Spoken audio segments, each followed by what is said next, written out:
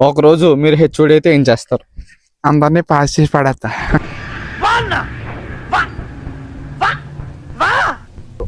College అంతా అమ్మేస్తా. ఎవరురా నువ్వు ఇంత టాలెంటెడ్ ఉన్నావు? డిగ్రీ బ్లాక్ అక్కడ వాచ్మెన్ తీసేస్తాను. పొద్దున్నే బేవర్స్ గాళ్ళు ఎక్కువైపోయారు. చచ్చా